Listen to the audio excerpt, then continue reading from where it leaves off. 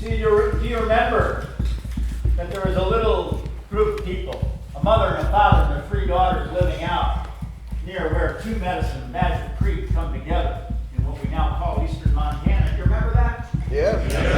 And you remember this fellow showed up and they gave him the daughters for wives, and for a time it was all well. And he hunted and he kept the buffalo behind a log jam in a dry creek bed. You remember that? Yeah. You remember that he then ordered his wives not to give food to their parents, to the old people, to starve out the old people. Do you remember that? Yeah. And you remember, eventually, they were hunting and they shot a bull buffalo, but they didn't kill it, they only wounded it.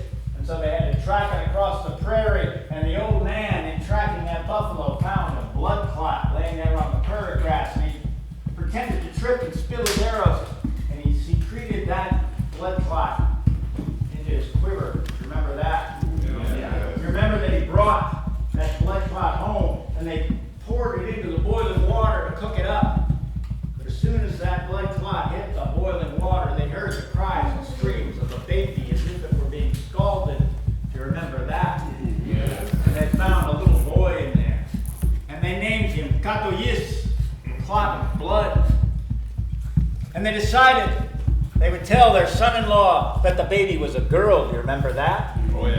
And eventually he believed them. You remember that? Yeah. And you remember Kut-O-Yis, they hung from the lodge poles, one after another, and he grew prodigiously each day until by the time he had made the circuit of the lodge, he was a full-grown, strong young man. You remember that? Yes. And he saw that there was injustice, that the big lodge over there had much food while the old people starved. You remember that? And you remember he said, "Father, have you no arrows?" And the old man said, "Hey, my arrows have been taken away, but I still have 4 points."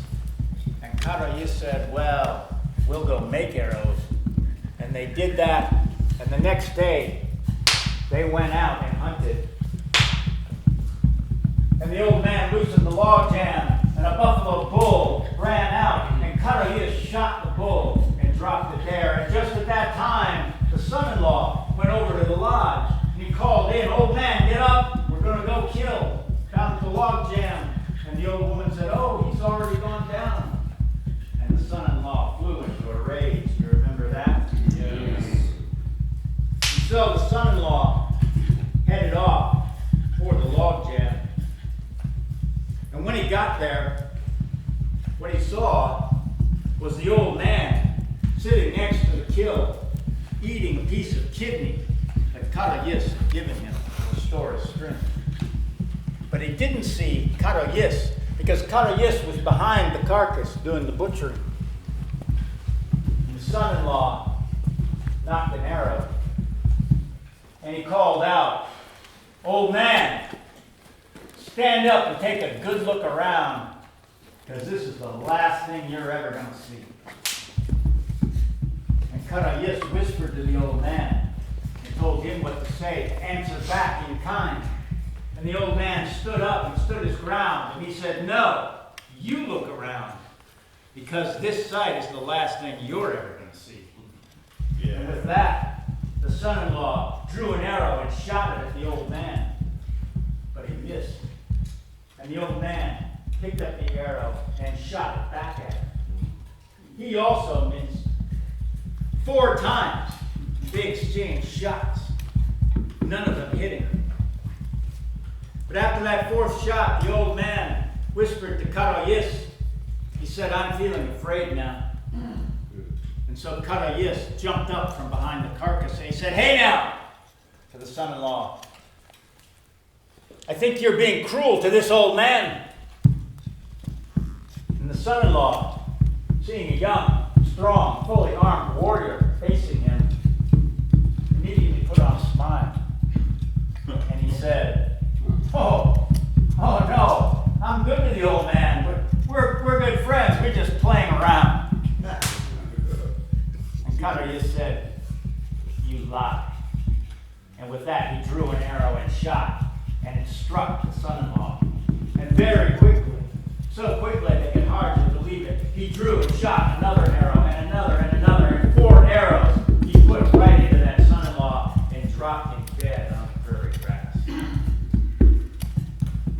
And then Kut-O-Yis went over to the big lodge, and he fetched out the daughters. The two older daughters he punished and banished from that place for their cruelty to their parents. But the younger daughter he took pity on and allowed her to remain to take care of the parents. And when this was done, he burnt the body of the son-in-law there on the prairie. And then he said to the old people, "Where are other people? Are there no other camps?" "Well," said the old man, "there are some other people. They live west of here. If you follow True Medicine Creek, up on the other side, there is a village. There is a village over there." So, instructing the daughter to take care of her parents and moving them back into the big lodge and giving them the food that had been hoarded, Kut-O-Yis, Smoking Star, took his leave, and he headed sunwise. He headed west up to Medicine Creek to see if he could find more people. He walked, as they say, for a long time or a short time, but eventually he did come upon a village. And looking down into that village, he saw that in the very center of that village, there was a large lodge. A beautiful lodge right in the middle, very large. And it was painted all over. The hides of that lodge were painted all over with the figures of bears. As a friend of mine might say, herds of bears surrounded that lodge. But Kut-O-Yis didn't go to that lodge. He found the crummiest little lodge at the edge of the camp. One that needed new skins, was probably leaky when it rained. A little crummy lodge, and that's where he went. And inside that lodge, he found two old women living there. And in the custom and the tradition of that time and that place, the old women offered Kut-O-Yis food. But the food was of very poor quality. The meat had no fat with it. Not even any back fat, much less, or not even any belly fat, much less the delicious back fat. And Kut-O-Yis looked out at the bear lodge, and there he saw on the racks plentiful meat drying. And he said to the old women, how is it that you offer a guest such meager food when in that big lodge over there with the bears painted on it, I see there's plentiful food in this camp?" And the old woman said, "Hush. Hush, you'll hear you. The chief of this camp is a great bear. And the bears confiscate all the food, and the humans have only scraps to eat." And Kut-O-Yis said, well, tomorrow I'll go and I'll kill for you, grandmothers, that you may have something to eat. So the next day he went out. The people there had a piskun, a buffalo drop. And they would drive the buffalo over this cliff and then kill them. And he went with the people and they drove the buffalo. And Kut-O-Yis selected one buffalo to kill for the women. And it was the crummiest buffalo in the bunch. It was what they called a scabby buffalo. It didn't look very good, not much fat on it, and the people laughed at him. They thought he was a fool for selecting that buffalo for the old women. But when Kut-O-Yis pulled out his white stone knife and he cut into that buffalo to do the butchering, the people saw that there was much fat and it was the most beautifully marbled meat they'd ever seen. And this he brought back to the old women. And he said, "Grandmothers, light the fire and roast up some good pieces of meat." And he cut up the rest of the meat and he hung it on the drying racks outside that little lodge. Now, it wasn't long when the smell of that delicious roasting meat reached the nose of the great bear in the central lodge. he looked out to see where that delicious smell was coming from, and he saw the meat drying on the racks of the old woman's lodge. And he sent one of his sons, a young yearling bear. He sent his son over to confiscate the meat. And the little bear went over, and he started pulling the meat down from the drying racks. And Kut-O-Yis came out of the lodge and said, "What do you think you're doing?" And the bear sassed him back and continued to pull down the meat. So Kut-O-Yis took his bow and smacked the little bear right across the nose. And the little bear ran around crying home. "The man was mean to me," he told his dad. And then the great bear flew into a rage. And all the bears came out and attacked Kut-O-Yis. But he drew his bow again and again, and he shot every bear in that camp, except for one. There was a young female bear who was with child, and she begged for her life for the sake of her child, and so he took pity on her. And he said, "That's all right, you go on. You make more bears. The people won't be afraid of little bears like you." And had he not done that, there would be no bears in the world this day, for she was the grandmother and the ancestress of all the bears in the world. And when he had done that, Kut-O-Yis moved the old women into the great bear lodge, and he distributed the food to all the people. And then he said to those people, "Tell me, where are more people in the world?" And they said, well,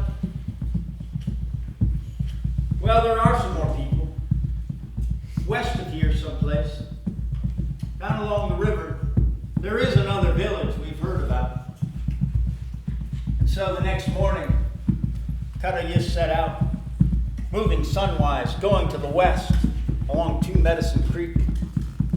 He followed along. He walked for a long time, or a short time, as they say. But eventually, he came to another village. And as he looked down into that village, he saw there was a large lodge in the center of that village. And painted on that lodge with a figure of snakes. One snake winding its way up the lodge, one snake winding its way back down. But he didn't go into the big, lovely snake lodge. Again, he found a crummy little lodge on the edge of the camp. And he went in there. And again, there were two old women in that lodge. And they offered him hospitality.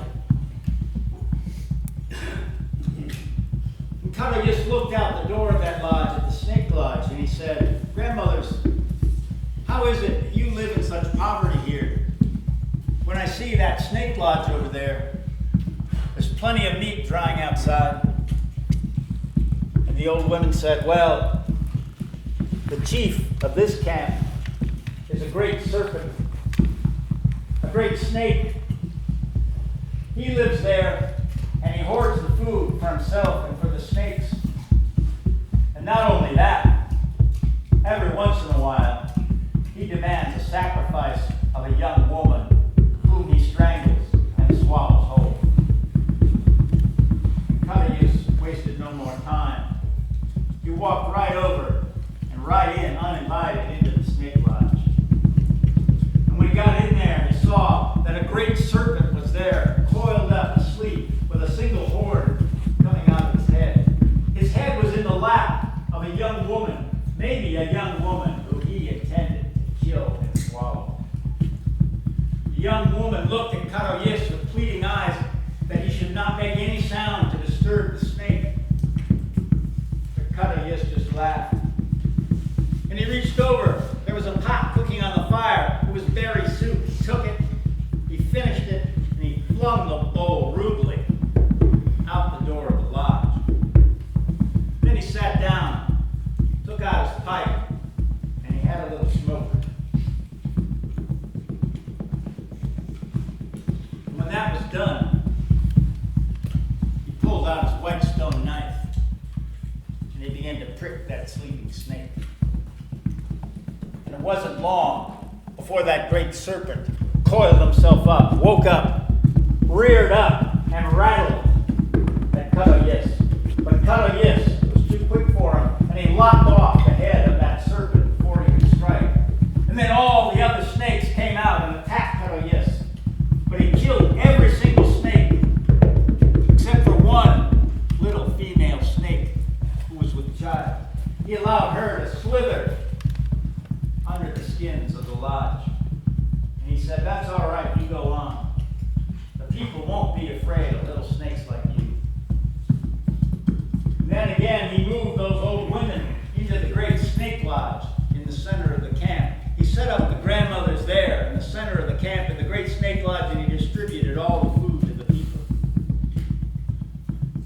And then he asked, "Tell me, where are there more people in the world?" And the people in that camp said, "Well, there is a camp. There is a camp of more people west of here. But you must be very careful of how you go there. You must stay to the trail near the river and don't venture off from it toward the mountains. Because in the mountains, there's a terrible monster. There's a terrible monster named Isinokoki, wind sucker. And he is death itself." And so, Kut-O-Yis asked very specifically how he might avoid Isinokoki, how he might avoid Windsucker. And the people told him exactly how he should go so as he wouldn't encounter Windsucker. And then he did the next morning the very opposite. He went right for it. But that was his mission in the world. To rid the world of the monsters that oppress the people. He walked, as they say, for a long time or a short time.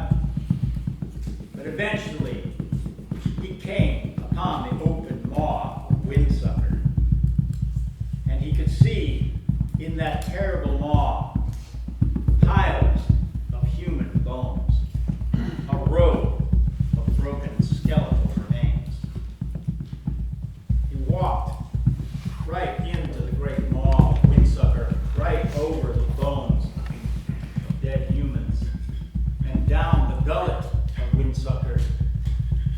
And there he saw bodies of people, some nearly skeletons nearly completely decomposed, and others more recently dead. As he went further in, he saw some who were still alive, but very weak, and who had lost the very spark of life, and lay there staring at him with empty eyes. And as he looked around, he looked up above him, and he saw something hanging down from the ceiling of Windsucker's body. And he asked one of the men there, he said, "What is that thing hanging above us?" And the man said, "Well, that is Windsucker's heart." And then Kut-O-Yis said, "Very well." And he drew his knife, his white stone knife, and he strapped it onto his own head with the point sticking up. And then he called to the people that were still alive, the dying people in there. He said, "All right now, I'm going to sing the medicine song, the spirit song. And we're going to do the medicine dance, the spirit dance. All of you who are able, rally yourselves now to stand up. And when I start singing, you sing along and you dance along with me. And those of you who are too weak to stand, well, you at least just nod your head in time to the music." And then he began the song. He began to sing and he began to dance. And the energy of the music rallied the people that didn't think they could stand up, did manage to stand up. And they did manage to sing, and they managed to start to dance a little bit. And as they danced, the energy of the music built. And Kut-O-Yis began to leap in his dance, high in the air, again and again.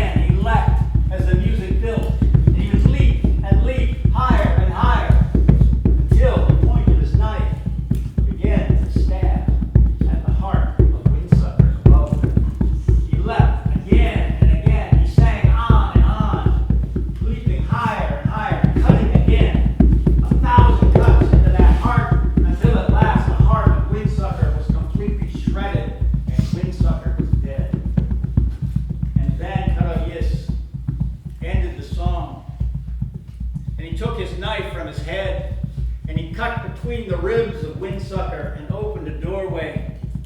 And he sent people out to get help to carry those that were too weak out of that terrible place. And that's where we will leave it for now.